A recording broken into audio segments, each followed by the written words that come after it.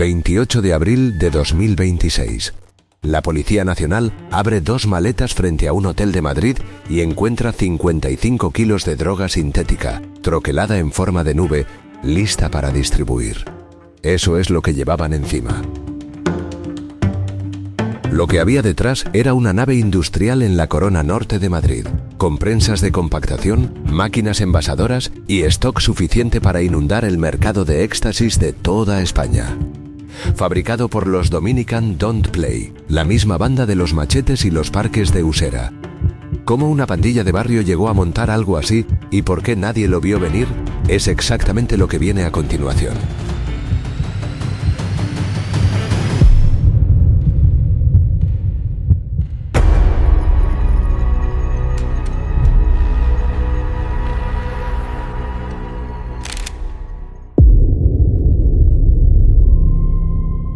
Dos maletas, eso es todo lo que llevaban. 55 kilos de mercancía repartida entre 2 bolsas de viaje, a plena luz del día, a las puertas de un hotel céntrico de Madrid. Lo que pasó cuando la Policía Nacional las abrió te va a dejar con una pregunta que no se calla. ¿Cómo llegó una pandilla conocida por los machetes a montar esto? Hacía semanas que los agentes les seguían la pista.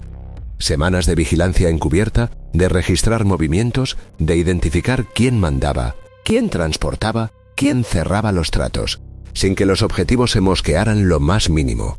Eso es lo primero que hay que entender. Cuando actuaron, no fue una decisión improvisada. Fue el final de un seguimiento calculado al milímetro. El 28 de abril de 2026, la cúpula operativa de la célula cometió el error que los agentes llevaban semanas esperando. Se presentaron en las inmediaciones de un hotel del centro de Madrid para cerrar una entrega mayorista. La lógica era aparentemente sólida. Una zona transitada, gente entrando y saliendo. 2 maletas que desde fuera parecen las de cualquier viajero. Nadie mira 2 veces a un tío con maleta delante de un hotel. Pero la Policía Nacional sí miraba, y ya sabía lo suficiente para actuar. Interceptaron a los 6 en flagrancia antes de que pudieran reaccionar, antes de que pudieran deshacerse de nada. Ni tiempo para soltar las maletas. La detención fue limpia, sin incidentes, en medio de la calle.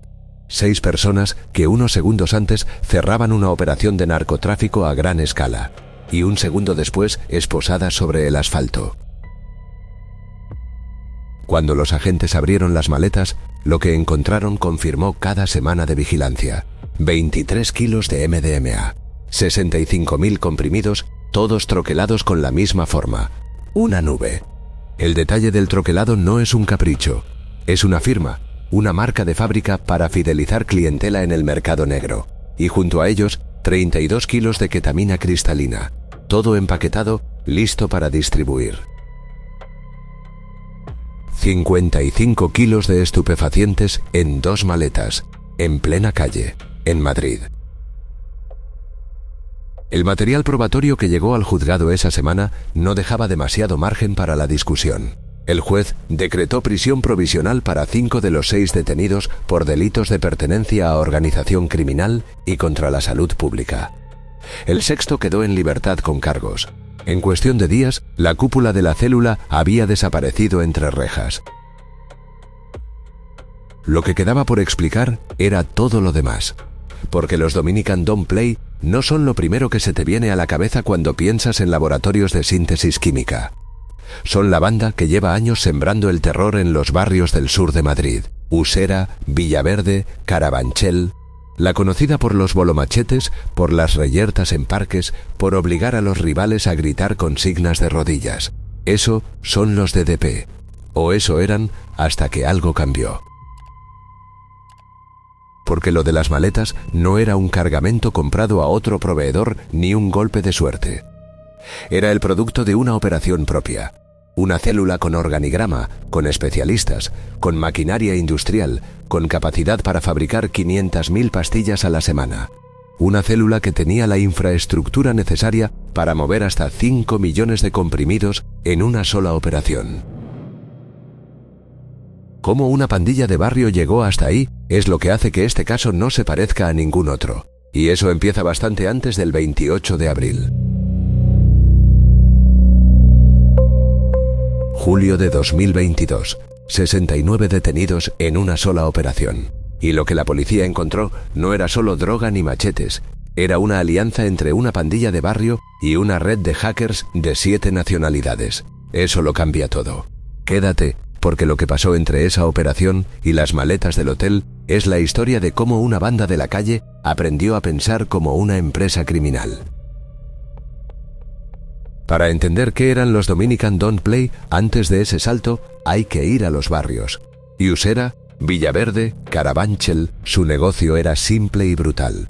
Control del territorio, extorsión a los vecinos, cobro de cuotas a sus propios miembros y el robo como fuente de ingresos complementaria.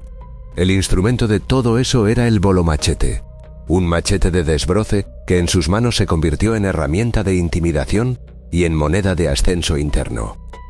En la jerarquía DDP, el que demostraba ser capaz de usarlo subía, así de sencillo. El coro de Alcobendas era uno de los núcleos de la organización fuera del Cinturón Sur, y ya en 2017 había dejado claro de qué era capaz. Un asesinato durante las fiestas de San Agustín de Guadalix. No fue un accidente ni una pelea que se descontroló. Fue violencia organizada con consecuencias letales.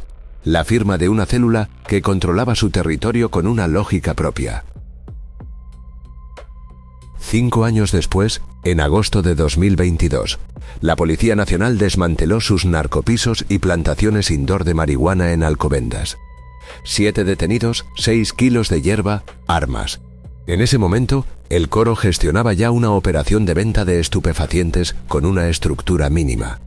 Pisos como puntos de distribución, cultivo propio para reducir costes. Era el modelo clásico del narcotráfico de barrio. Rentable en su escala, pero limitado. Caro en intermediarios, caro en riesgo, con un techo muy bajo. Lo que ocurrió ese mismo julio de 2022 fue de otra naturaleza completamente. La macrooperación que terminó con 69 detenidos destapó algo que los analistas de inteligencia no esperaban encontrar. Los DDP habían establecido una alianza operativa con una red internacional de hackers procedentes de 7 países distintos. El esquema era claro. Los pandilleros aportaban lo que tenían: infraestructura humana. Chavales con documentación en regla o con capacidad para conseguirla, dispuestos a abrir cuentas bancarias a nombre propio o de terceros y a actuar como mulas financieras en estafas digitales diseñadas por los técnicos de la red. Los hackers ponían el conocimiento, los DDP ponían el músculo logístico. A cambio, la banda retenía el 30% del capital defraudado. La estimación policial situaba el volumen total en torno a 500.000 euros. Eso significa que los DDP embolsaron, de esa operación, alrededor de 150.000 euros en liquidez que no venían del trapicheo de barrio ni de la extorsión a comerciantes. Venían de las cuentas bancarias de ciudadanos estafados digitalmente. Y ese dinero, en lugar de desaparecer en gastos corrientes, se reinvirtió en droga, al por mayor. Ahí es donde la historia empieza a girar. Porque comprar droga a escala mayorista no es lo mismo que venderla al detal en un parque. Exige contactos en la cadena de distribución, capacidad de almacenamiento, una logística que los DDP no tenían de forma natural. Aprenderla les costó tiempo y errores, pero lo hicieron. Y en algún momento entre esas estafas digitales y el 28 de abril de 2026, alguien dentro de la organización llegó a una conclusión que lo cambió todo. Si podían vender droga comprada, podían fabricarla ellos mismos, eliminar a los intermediarios, controlar toda la cadena. La pregunta es cómo pasaron de esa idea a tener una nave industrial con prensas de troquelado. Troqueles. Esa es la imagen que conecta todo lo que viene. Una banda que imprimía billetes falsos termina fabricando pastillas de diseño por millones. Si eso todavía no te parece una transformación radical, quédate, porque el camino que recorrieron los DDP entre esos dos puntos es más corto y más calculado de lo que nadie esperaba. El primer hecho concreto viene del coro de Seseña. Mientras el de Alcobendas cultivaba marihuana en narcopisos y firmaba alianzas con hackers, La célula de Seseña daba un paso que ninguna pandilla de barrio había dado antes. Invirtió en maquinaria para falsificar moneda. Troqueles, útiles de imprenta, equipamiento específico para producir billetes que pasaran el corte. No era un taller de aficionados, era una operación con capital invertido, con material especializado, con un objetivo de rentabilidad a medio plazo.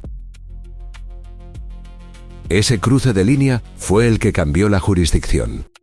Por primera vez, un caso vinculado a los Dominican Don't Play dejaba de ser competencia de un juzgado de instrucción ordinario y pasaba a la Audiencia Nacional por delitos contra el orden socioeconómico. En junio de 2026, 15 miembros del coro de Seseña se sentaron en ese banquillo. 11 salieron condenados. El tribunal validó que los DDP no eran ya una pandilla en el sentido clásico. Eran una organización criminal compleja con los criterios del artículo 570 del Código Penal. Esa distinción legal importa. Significa estructura, jerarquía y división de funciones sostenidas en el tiempo. No un grupo de chavales que actúan juntos, una organización. Pero lo que el caso de Seseña también demostró fue algo más sencillo y más útil para lo que vino después, que los troqueles funcionaban. Que la maquinaria de compactación no era solo para billetes, que el salto entre imprimir papel moneda falso y presar comprimidos de MDMA es, técnicamente, más pequeño de lo que parece. La maquinaria es parecida. El proceso de compactación y estampado es el mismo principio. Lo que cambia es el producto y la rentabilidad. Y en drogas sintéticas, la rentabilidad aplasta a cualquier otra cosa. El segundo hecho viene del entorno, no de la banda. La corona industrial que rodea Madrid llevaba años demostrando que podía albergar síntesis química pesada sin que nadie se enterara demasiado rápido. En marzo de 2021, la Policía Nacional desmanteló en San Martín de la Vega una instalación gestionada por narcos colombianos con capacidad para procesar 650 kilos de clorhidrato de cocaína al mes. A 30 kilómetros del centro de Madrid, en una nave de polígono industrial, funcionando con normalidad hasta que dejó de hacerlo. En mayo de 2024, otro golpe. Un laboratorio de metanfetamina camuflado en la trastienda de un asador en Madrid capital. Síntesis activa dentro del perímetro urbano, con lavado de capital incluido, hasta que los agentes cruzaron la puerta. Esos casos no son anécdotas, son el mapa que los DDP tenían delante. El ecosistema criminal de Madrid ya había probado que las naves industriales de la Corona Norte y Sur podían funcionar como factorías sin levantar sospecha durante meses.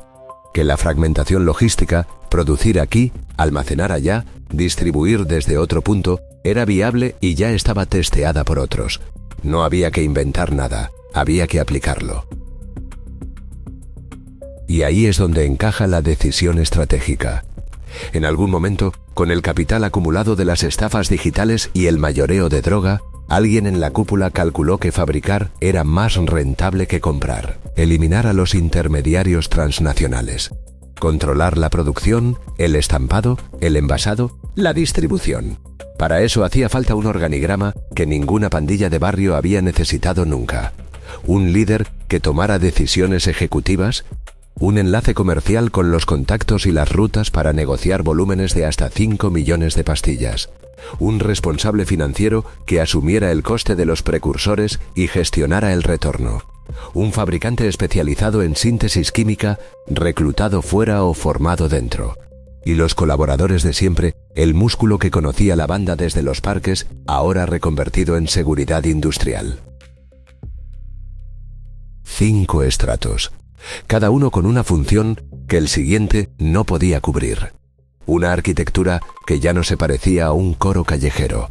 Lo que quedaba por ver era cómo funcionaba eso por dentro cuando estaba en marcha, y cómo llegó la policía a saberlo. Lo primero que los agentes pillaron cuando cruzaron esas puertas fue la escala. No era una cocina improvisada en el cuarto de baño de un piso franco. Era una operación fragmentada en 3 puntos de la Corona Norte de Madrid.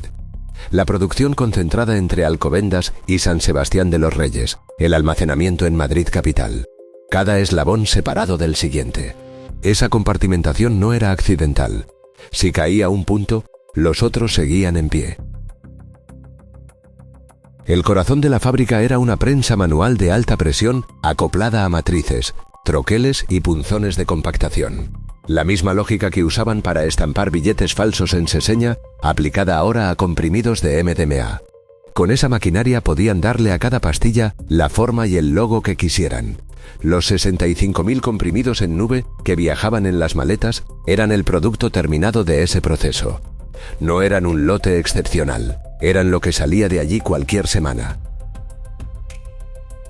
Al lado de la prensa, una máquina envasadora industrial. Para el MDMA, el proceso terminaba en comprimidos listos para distribuir. Para el LSD y el 2CB, el protocolo era más delicado. Corte y envasado al vacío para proteger la integridad química del producto frente a la humedad durante el almacenamiento y el transporte. 146 gramos de LSD incautados más stock de 2CB. No eran sustancias que cualquiera manejara con esa precisión. Exigían un fabricante que supiera lo que hacía. Y ese perfil estaba en el organigrama. El fabricante especializado en síntesis química no era un chaval del coro que había visto tutoriales. Era el eslabón más disonante con la imagen clásica de los DDP. Alguien con conocimiento técnico real, capaz de operar maquinaria pesada y gestionar un portafolio de producto que incluía MDMA, ketamina cristalina, LSD y 2CB simultáneamente, más los precursores químicos necesarios para mantener la producción activa. 32 kilos de ketamina cristalina intervenidos solo en los registros de ese día. Y eso era lo que quedaba en las instalaciones, no lo que ya había salido. La capacidad instalada que calcularon los investigadores era de 500.000 pastillas a la semana, 2 millones al mes. Si la demanda lo requería, la red tenía infraestructura logística para movilizar hasta 5 millones de comprimidos en una sola operación. Para que te hagas una idea, el mercado de éxtasis de toda España consume alrededor de 2 millones de dosis al mes, según las estimaciones de la Europol. Esta célula podía cubrirlo ella sola, y todavía le sobraría producto para exportar. Lo que guardaba todo eso era un sistema de seguridad que no había evolucionado del todo. Armas simuladas de airsoft, dispositivos de electrochoque, munición real de 9 milímetros.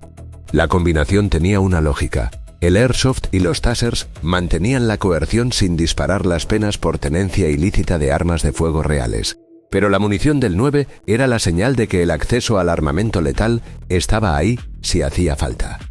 Y luego estaban los machetes. En una nave con prensas industriales, máquinas envasadoras y decenas de miles de dosis de drogas de síntesis, había machetes. No era una herramienta de trabajo ni un objeto olvidado. Era la firma del linaje. El recordatorio de dónde venía esa gente y qué estaban dispuestos a hacer si alguien dentro de la cadena de mando se desviaba.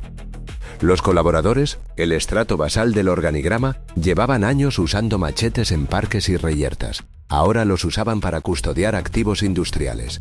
La violencia de barrio reciclada como doctrina de seguridad corporativa. Lo que resulta más difícil de dimensionar no es el inventario, es que todo eso funcionaba. Semanas, probablemente meses, con las prensas en marcha y el producto saliendo hacia el mercado, sin que nadie que pasara por delante de esas naves supiera lo que había dentro, hasta que alguien, fuera de Madrid, empezó a tirar del hilo. Alguien al otro lado de Europa tiró del hilo, y cuando lo hizo, la fábrica entera empezó a desmoronarse sin que nadie dentro supiera todavía qué estaba pasando. Quédate, porque lo que vino antes de las maletas es lo que nadie vio llegar. A principios de 2026, la Policía Nacional recibió una alerta que no venía de ningún confidente del barrio, ni de una denuncia anónima en Alcobendas, ni de un madero que había pillado a alguien en un descuido. Venía de fuera, de mecanismos de cooperación policial internacional. Eso significa que algún servicio de inteligencia o agencia aduanera de otro país había detectado algo que les hizo levantar el teléfono y llamar a Madrid. El punto exacto de la filtración no ha trascendido públicamente, y probablemente no lo hará en mucho tiempo dado el estado del sumario. Pero la lógica del caso apunta con bastante claridad a dónde se produjo la grieta. Una operación de esa escala necesitaba precursores químicos. Los precursores para la síntesis de MDMA y otras drogas de diseño no se compran en ninguna ferretería española. Proceden de redes de suministro que operan principalmente en Asia y Europa del Este y cruzan fronteras con documentación que a veces parece en regla y a veces no tanto.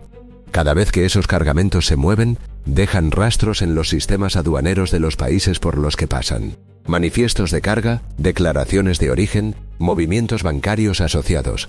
Para un cártel balcánico con décadas de experiencia en el comercio transnacional de precursores, esa huella es mínima.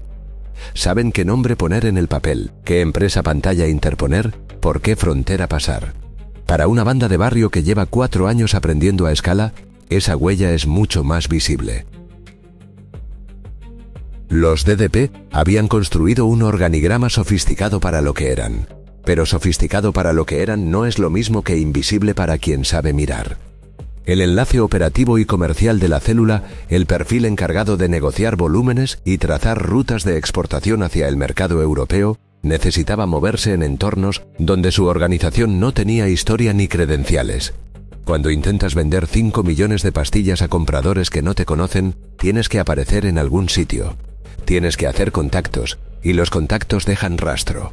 Alguien al otro lado de esa negociación, o alguien que monitorizaba ese tipo de comunicaciones por razones propias, hizo que la alerta llegara a España. La Policía Nacional arrancó la investigación con ese punto de partida y empezó a tirar. Lo primero, identificar con precisión quién era el objetivo inicial dentro de la estructura. Lo segundo, no quemarlo antes de tiempo. En operaciones de este tipo, la detención prematura de un eslabón intermedio puede alertar al resto y provocar el desmantelamiento del aparato en 48 horas. Maletas vaciadas, prensas desmontadas, precursores disueltos en alcantarillas y los perfiles clave cruzando una frontera antes de que nadie pueda hacer nada. El objetivo no era pillar a uno, era pillarlos a todos, con todo, en el momento en que la evidencia fuera imposible de rebatir. Así que vigilaron. Semanas de seguimiento encubierto, registrando movimientos entre Alcobendas, San Sebastián de los Reyes y Madrid capital. Observando quién se reunía con quién, cuándo y dónde. Identificando los rostros que correspondían a cada función del organigrama.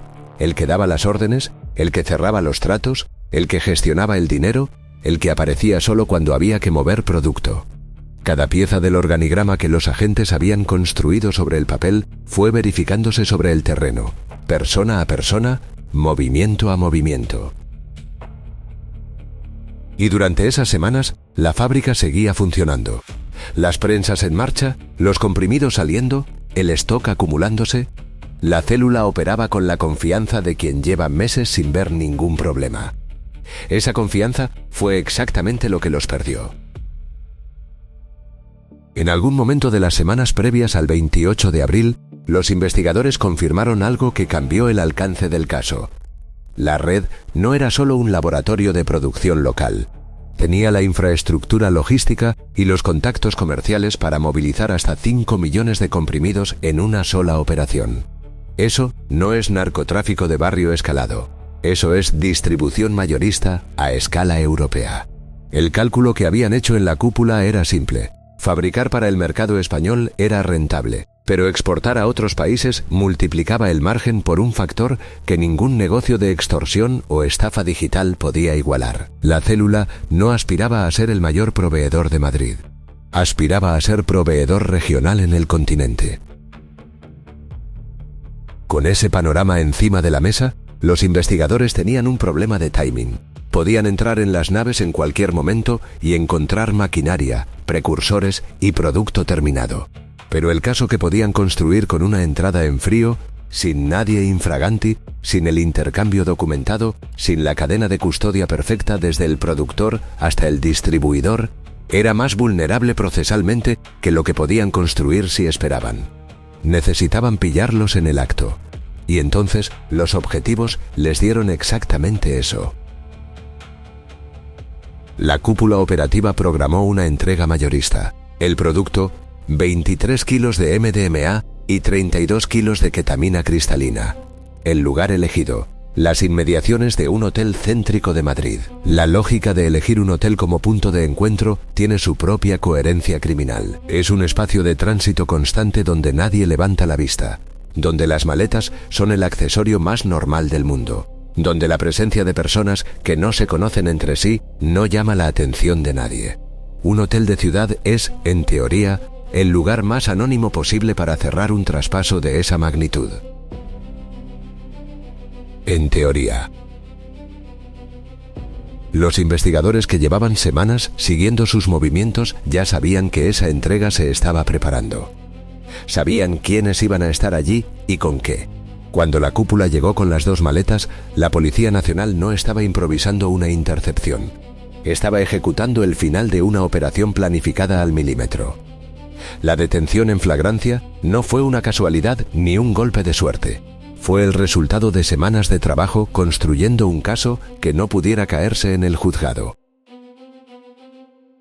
Eso responde la pregunta que quedó abierta al principio.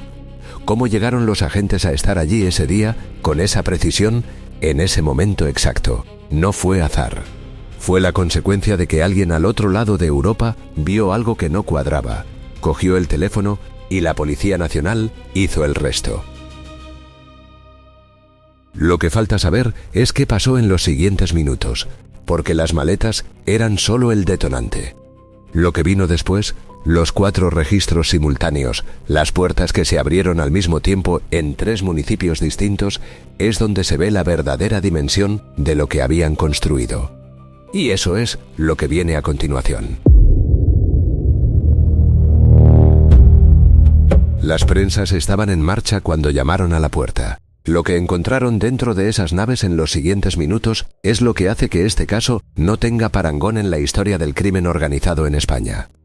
Quédate, porque a partir de aquí todo cae al mismo tiempo. Las maletas interceptadas frente al hotel no eran el final de la operación, eran el detonante.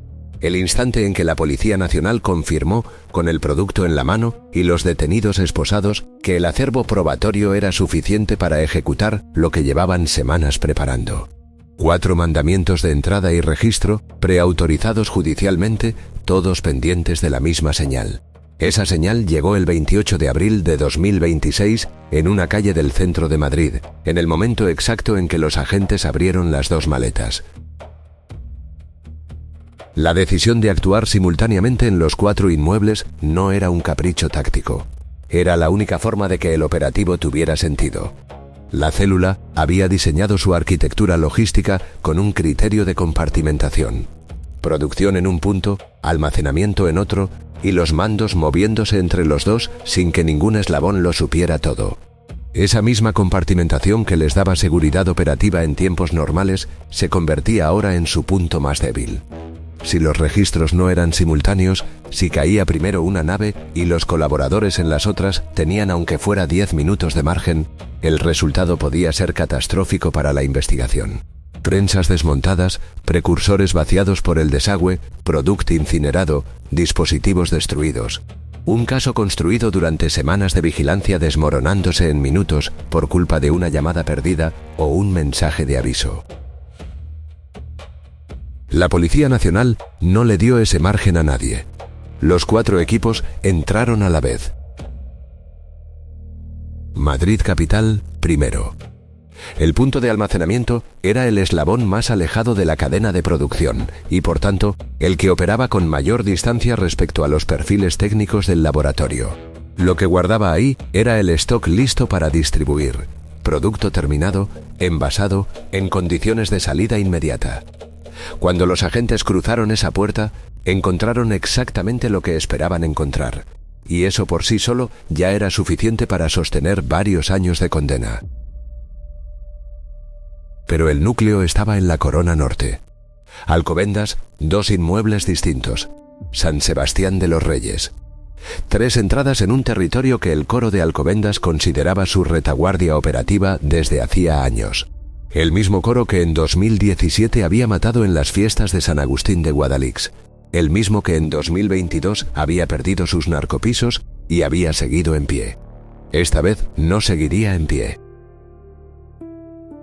En las naves de Alcobendas y San Sebastián de los Reyes estaba el corazón de la operación. Los colaboradores que custodiaban las instalaciones, el estrato basal del organigrama, el músculo que mantenía la seguridad del perímetro, no habían recibido ningún aviso.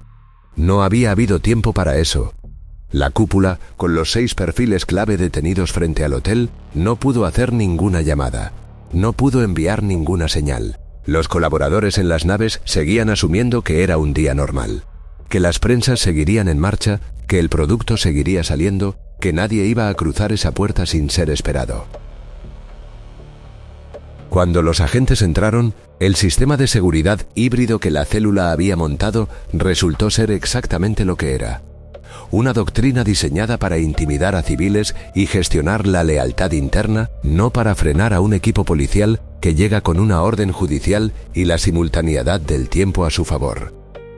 Las armas de Airsoft, los dispositivos de electrochoque, la munición de 9 milímetros, los machetes, todo quedó intervenido en el lugar donde estaba, sin que nadie tuviera oportunidad de usarlo.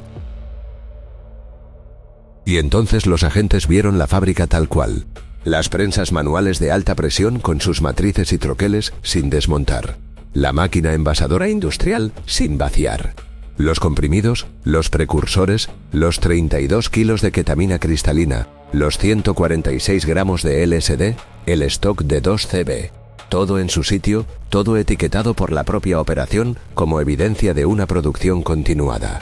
No era un alijo puntual ni el resultado de una síntesis de emergencia.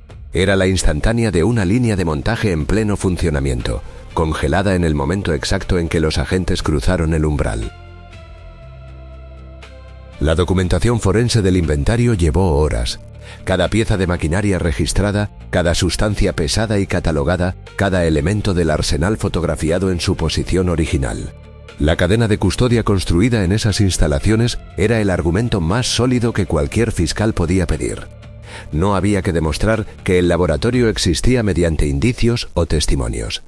Estaba ahí, entero, con las prensas todavía calientes. Cuando el abrumador acervo probatorio, las maletas del hotel, el inventario completo de los 4 inmuebles, la maquinaria intervenida, el arsenal, los registros de vigilancia acumulados durante semanas, llegó ante el magistrado. La decisión fue inmediata. 5 de los 6 detenidos ingresaron en prisión provisional por delitos de pertenencia a organización criminal y contra la salud pública. El 6º quedó en libertad provisional con cargos. En el plazo de pocas horas, la cúpula que había diseñado, financiado y operado el laboratorio había desaparecido del circuito. Eso es lo que significó la simultaneidad, que cuando cayó la primera puerta, las otras 3 ya estaban cayendo también, que no hubo hueco entre una cosa y la otra, que el aparato de seguridad de los DDP, construido sobre la intimidación y la lealtad tribal, no tenía ningún protocolo para un escenario en el que la cúpula desaparecía y los 4 puntos de la red eran neutralizados en el mismo instante. Porque una pandilla que ha pasado años pensando en términos de territorio y control de parques no diseña planes de contingencia para cuando todo cae al mismo tiempo. El coro de Alcobendas había sobrevivido a los narcopisos desmantelados en 2022. Había sobrevivido a la alianza con los hackers que se deshizo con 69 detenidos. Pero esas veces había habido tiempo. Tiempo para reagruparse, para reasignar funciones, para seguir operando desde otro lado. Esta vez no hubo tiempo. Y sin tiempo no hubo nada. Lo que quedaba en esas naves, una vez que los agentes terminaron de documentarlo todo, era algo más que el inventario de un laboratorio clandestino. Era la evidencia de lo que los DDP habían conseguido construir antes de que se lo quitaran. Y entender qué significa eso para el panorama del crimen organizado en España es lo que hace que este caso no cierre con las esposas en la muñeca de nadie. 6 tíos en prisión preventiva. Las prensas confiscadas, las naves vacías. Eso es lo que quedó el 28 de abril. Pero si crees que con eso se cierra el caso, quédate, porque lo que ese día se abortó era algo que no había existido antes en España. Y entenderlo es lo que hace que este operativo pese de verdad. Lo primero que conviene dimensionar es lo que desapareció del mercado. 2 millones de comprimidos mensuales. Esa es la capacidad instalada que quedó neutralizada cuando los agentes cruzaron esas puertas. No un alijo puntual, no un cargamento interceptado en ruta, sino una línea de producción continua que generaba ese volumen de forma sostenida. Para ponerlo en perspectiva, las estimaciones de Europol sobre el consumo de éxtasis en España se mueven alrededor de esa cifra al mes para todo el territorio. Una sola célula, en 3 naves de la Corona Norte de Madrid, tenía la capacidad de cubrir esa demanda en solitario. Y todavía le quedaba margen de exportación. Eso no es narcotráfico de barrio que ha crecido un poco. Es otra categoría de problema. Pero el número, por sí solo, no explica por qué los analistas de inteligencia consideran este caso un punto de inflexión. Lo que lo convierte en algo distinto es lo que había detrás de ese número. Una banda que nació en los parques de Usera, repartiendo golpes con machetes y cobrando cuotas a sus propios miembros, había conseguido construir un cártel de síntesis química funcional. Con organigrama de 5 estratos, con especialista técnico incorporado, con enlace comercial para negociar volúmenes europeos, con financiero para gestionar los retornos. Sin precedente conocido en el crimen organizado español de origen pandillero.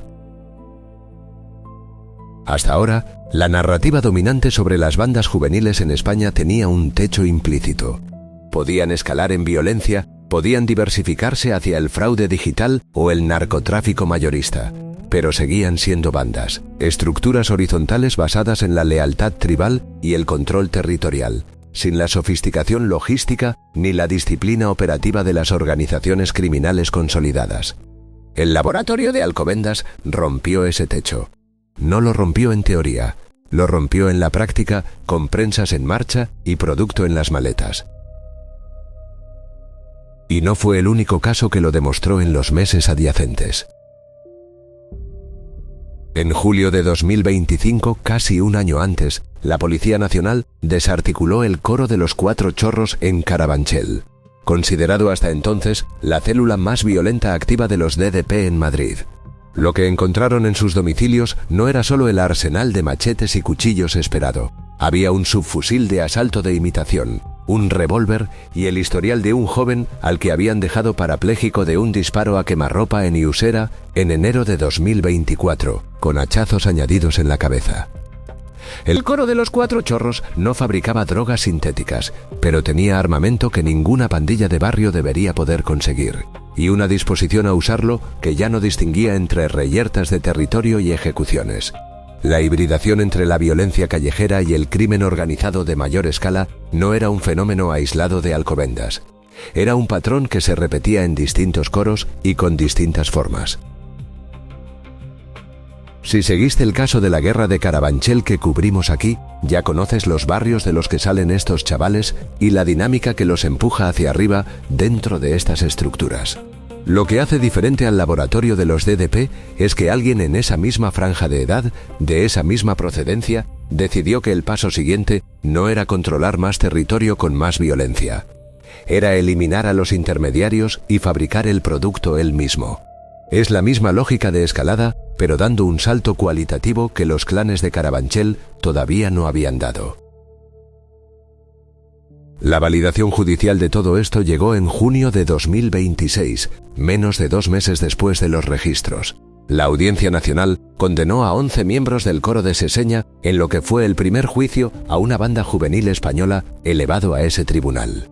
Primero en la historia. El motivo de la elevación era precisamente el que los DDP habían demostrado reunir. Una organización criminal compleja en el sentido del artículo 570 del Código Penal, con estructura, jerarquía y división de funciones sostenidas en el tiempo. No un grupo de personas que actúan juntas de forma esporádica, sino una entidad con andamiaje propio, capaz de planificar operaciones a largo plazo y ejecutarlas con disciplina. El Coro de Seseña había llegado a la Audiencia Nacional por la falsificación de moneda, por los troqueles y la maquinaria de imprenta. El de Alcobendas había llegado al laboratorio de síntesis usando la misma lógica de reinversión de capital y especialización técnica, pero aplicada a un producto con márgenes infinitamente superiores. 2 ramas de la misma organización, 2 formas de hacer el mismo salto. y ambas validadas judicialmente como organización criminal en el sentido más estricto del término. Lo que la sentencia de Seseña y el operativo de Abril establecen juntos es algo que los criminólogos llevan años observando en otras latitudes, pero que España no había visto de forma tan documentada. Las bandas juveniles de segunda generación no son el escalón previo al crimen organizado.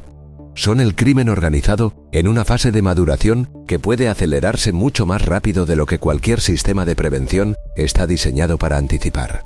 El salto de los narcopisos al laboratorio industrial no tardó años en los DDP, tardó meses con el capital correcto y el especialista adecuado.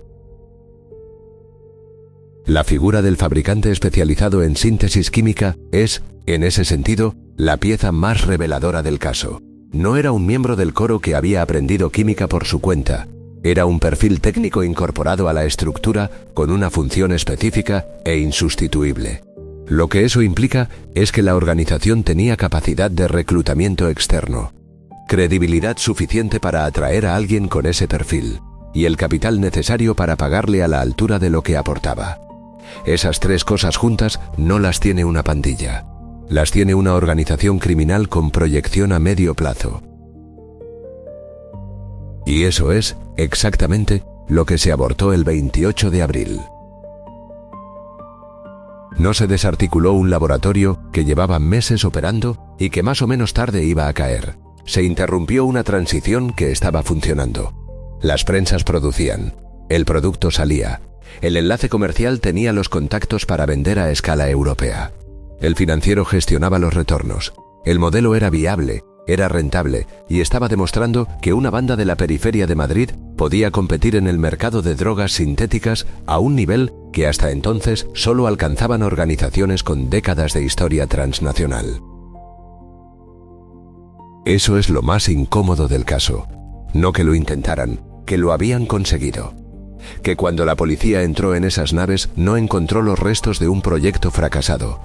Encontró una fábrica en funcionamiento, con stock, con maquinaria operativa y con una cadena de distribución que ya estaba activa. El operativo del 28 de abril no llegó a tiempo de evitar que los DDP construyeran un cártel químico.